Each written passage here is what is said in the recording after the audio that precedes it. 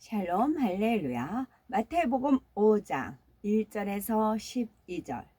예수께서 무리를 보시고 산에 올라가 앉으시니 제자들이 나와온지라 입을 열어 가르쳐 이르시되 심령이 가난한 자는 복이 있나니 천국이 그들의 것이며 애통하는 자는 복이 있나니 그들이 위로를 받을 것이며 온유한 자는 복이 있나니 그들이 땅을 기업으로 받을 것이며 의에 줄이고 목마른 자는 복이 있나니 그들이 배부를 것이며 궁휼히 여기는 자는 복이 있나니 그들이 궁휼히 여김을 받을 것이며 마음이 정결한 자는 복이 있나니 그들이 하나님을 볼 것이며 화평하게 하는 자는 복이 있나니 그들이 하나님의 아들이라 일컬음을 받을 것이며 의를 위하여 박해를 받은 자는 복이 있나니 천국이 그들의 것임이라.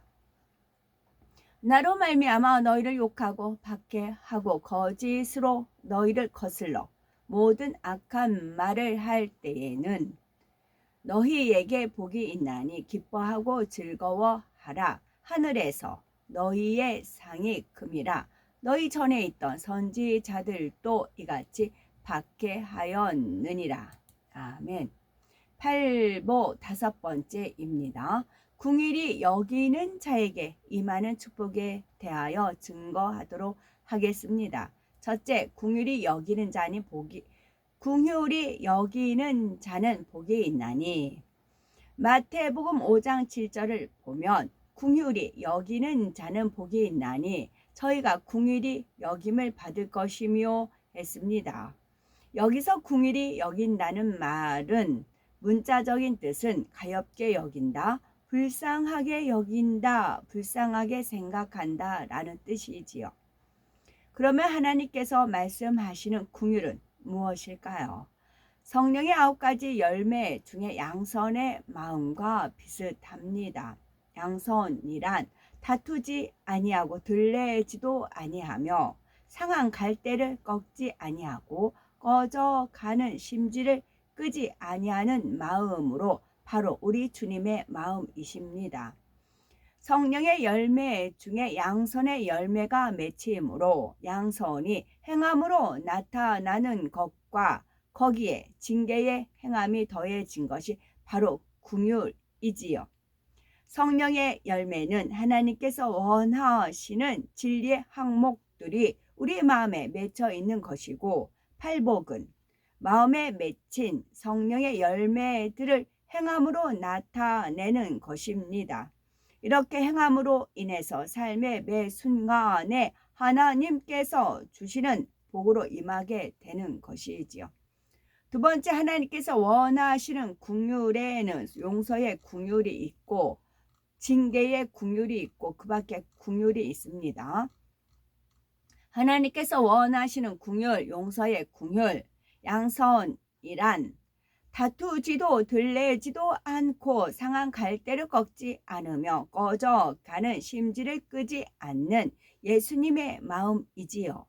여기서 상한 갈대를 꺾지 않는다는 것은 아무리 악한 사람이라 해도 아직 양심이 화인 맞지 않고 구원받을 가능성이 조금이라도 남아있다면 그에 대해서 참고 기다린다는 것을 말합니다.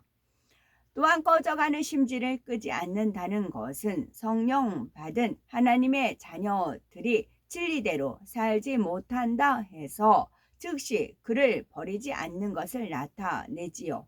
아직 온전치 못하여 범죄하는 사람이라 해도 어찌하든 성령으로 깨우치고 진리 가운데 변화되어 갈 수 있도록 끝까지 인내하며 인도하시는 것이 주님의 마음인 것입니다. 이러한 주님의 마음을 가지고 누가 자신에게 악을 행해도 이해하고 용서하며 바른 길로 인도할 수 있는 것이 바로 궁휼이지요. 자기 입장에서 자기 유익을 쫓아 생각하는 것이 아니라 상대의 입장에서 생각하며 그의 유익을 쫓아주기 때문에 이해할 수가 있고 궁휼을 베풀 수가 있는 것입니다. 이렇게 궁일이 여기는 사람은 궁일이 여김을 받습니다. 그래서 주기도문에도 보면 우리가 우리에게 죄 지은 자를 사하여 준 것 같이 우리 죄를 사하여 주옵시고 하여 우리가 우리에게 범죄한 사람들에게 긍휼을 베풀 때라야 우리가 범죄한 것에 대해서도 하나님께 긍휼히 여겨 달라고 구할 수 있음을 말씀하고 있습니다. 마태복음 18장에도 보면 예수님께서는 내게 죄를 범한 형제에 대해 70번씩 7번이라도 용서하라 하여 무한히 용서하고 긍휼을 베풀어 줄 것을 말씀하시며 너희가 각각 중심으로 형제를 용서하지 아니하면 내 천부께서도 너희에게 이와 같이 하시리라 말씀하고 계시지요. 예수 그리스도를 믿은 우리는 이미 하나님께 크신 긍휼을 입은 사람들입니다. 하나님께서 우리를 긍휼히 여기시고 모든 죄를 사해 주지 않으셨다면 우리는 지옥에 떨어져 세세토록 고통받아야만 했지요. 그러나 독생자 예수 그리스도를 믿음으로 말미암아 값없이 용서받고 구원을 얻었으니 우리도 마땅히 상대를 용서하고 긍휼히 여겨야 하는 것입니다. 물론 육으로 보면 어떤 사람은 도무지 용서할 수 없는 악을 행하는 경우도 있습니다. 또 어떤 때는 믿음의 형제가 악을 행하여 큰 어려움을 당하게 하는 일도 있지요. 그러나 이럴 때도 긍휼의 마음이 있다면 미워하거나 감정을 품지 않습니다. 다만 하나님 앞에서 합당하지 않은 것은 돌이키도록 권면하고 진리로 변화되기까지 기도해 주어야 하는 것이지요. 하지만 상대의 허물을 말하고 권면할 때도 상대가 악을 행하는 것이 내 틀과 내 의에 맞지 않으므로 불편한 가운데 찌르는 것은 사랑의 권면인 것처럼 포장해서는 안 됩니다. 또한 내가 높은 마음이 되어 상대를 가르치고 내 뜻대로 주관하려고 하는 것도 옳지 않습니다. 참으로 상대의 입장을 이해하는 긍휼 가운데 그를 위해 대신 죽어줄 수 있는 사랑의 마음으로 기도하며 권면해 주어야 하는 것이지요. 징계의 긍휼이 있습니다. 얼핏 생각하기에 용서와 징계는 반대되는 말 같지만 그렇지 않습니다. 징계의 긍휼은 미움이나 정죄함으로 행하는 것이 아니라 사랑으로 하는 징계이기 때문입니다. 히브리서 2장 6절에서 8절을 보면 주께서 그 사랑하시는 자를 징계하시고 그의 받으시는 아들마다 책짓질 하심이니라. 징계는 다 받는 것이거늘 너희에게 없으면 사생자요 참 아들이 아니니라 했습니다. 사랑받는 하나님의 자녀이기 때문에 징계도 따르는 것이요. 징계해서라도 진리로 행할 수 있게 하고 구원받게 하시는 것입니다. 가령 우리의 자녀가 우리의 것을 도적질했다고 가정해 봅니다. 그런데 자녀가 잘못을 고백하고 눈물로 회개한다면 우리는 당연히 따뜻하게 안아주며 용서해 줄 것입니다. 이것이 용서의 긍휼이지요. 그러나 자녀가 말로만 회개한다 하면서 계속하여 잘못을 범한다면 권면하고 책망해야 할 것이며 그래도 듣지 않으면 징계의 매를 들어서라도 깨우쳐 줘야 합니다. 사랑하는 자녀이기 때문에 징계해서라도 돌이키게 해야 하는 것이지요. 그런데 만약 자신의 자녀가 아니라 이웃집 자녀가 우리의 물건을 도적질했다면 어찌합니까?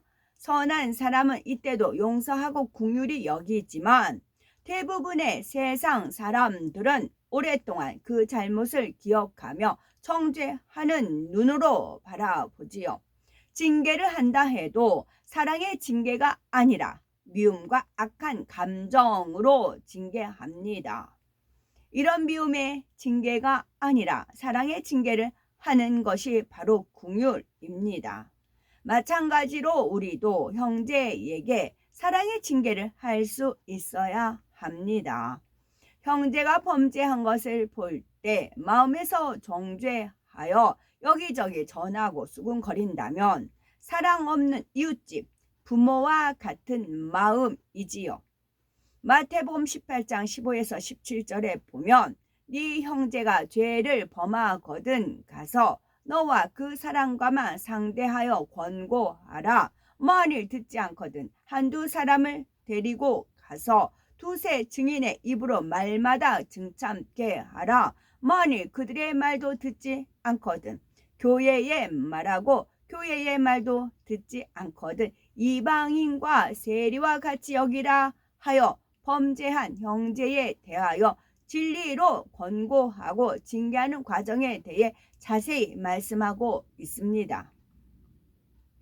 누구에게 알리고 전하는 것이 아니라 먼저는 사랑으로 권면하여 돌이키게 하고 이를 듣지 않을 때에 윗단계 분에게 말하여 돌이키게 하는 것입니다. 그래도 듣지 않는다면 교회에 알려 교회에서 치리해서 구원시킬 수 있도록 하는 것이지요. 이렇게 하는 것이 징계의 긍휼에 속한 것이며 이처럼 하나님의 말씀대로 행하는 사람이 되어 아무 감정이나 미움도 없고 판단 정죄하지도 않으며 오직 사랑과 긍휼을 베풀 때 우리도 하나님께 긍휼히 여김을 받을 수가 있습니다. 그 밖에 긍휼이 있는데요. 예를 들면 가난한 자를 긍휼히 여기고 불쌍한 자를 긍휼히 여기는 것입니다. 가령 형제가 가나안으로 인해서 고통을 받는다면 말로만 참 안됐다, 불쌍하다 하는 것이 아니라 내 것을 나누어 주는 것이 하나님께서 인정하시는 긍휼이지요. 어떤 사람은 도와주고 싶지만 가진 것이 없는데 어떻게 남을 도와주는가 말하기도 합니다. 그러나 만일 나의 자녀가 굶고 있다면 내일 먹을 것이 없다 해도 지금 있는 것을 자녀에게 나누어 줄 것입니다. 믿음의 형제에게도 이렇게 행할 수 있어야 하지요. 우리가 이렇게 긍휼을 베풀 때 하나님께서도 우리에게 긍휼을 베풀어 주시는 것이며 천국에서도 우리에게 영광이 되어지는 것입니다. 그런데 주의해야 할 점은 우리가 구제를 한다 해도 범죄함으로 하나님께 징계받아서 어려움을 겪는 사람에게 구제를 해서는 안 된다는 사실입니다. 구약성경 요나서에 보면 고의적으로 불순종하여 연단받는 사람을 도울 때 그로 인해서 어려움을 당하는 장면이 나옵니다. 마찬가지로 하나님의 징계로 어려움을 겪는 사람을 도우면 긍휼을 베풀었다 하면서도 오히려 어려움을 겪게 되므로 성령의 음성을 잘 들어서 행해야 하는 것입니다.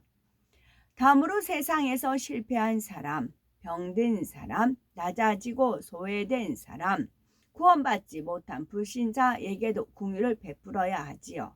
세상 사람들은 성공한 사람은 반겨주고 가까이 하지만 실패한 사람이 왔을 때는 등을 돌려버립니다. 처음에는 몇 번 도와준다 해도 여러 번 반복되면 외면하고 푸대접하는 것이지요.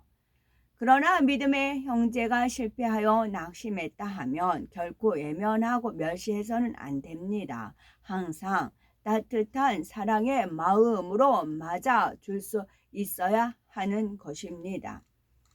병든 사람을 긍휼히 여김으로 그를 위해 기도해 줘야 하는 것이고 믿지 않는 사람을 긍휼히 여김으로 핍박하고 욕한다 해도 전도해야 합니다.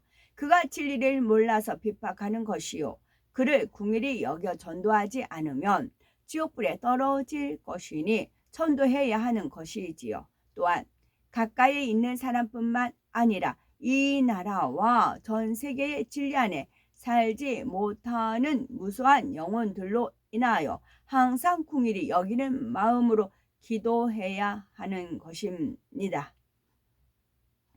요한복음 13장 34절을 보면 새 계명을 너희에게 주노니 서로 사랑하라. 내가 너희를 사랑한 것 같이 너희도 서로 사랑하라 말씀했습니다. 우리가 이와 같이 긍휼히 여기는 사람이 될 때 우리의 걸음마다 그리스도의 향기가 바라질 것입니다. 마치 황무지에 장미꽃이 피어나는 것처럼 마지막 때 험한 세상에서도 포근하고 따뜻한 주의 사랑이 꽃피게 되므로 많은 사람이 생명과 위로를 얻게 되는 것이지요.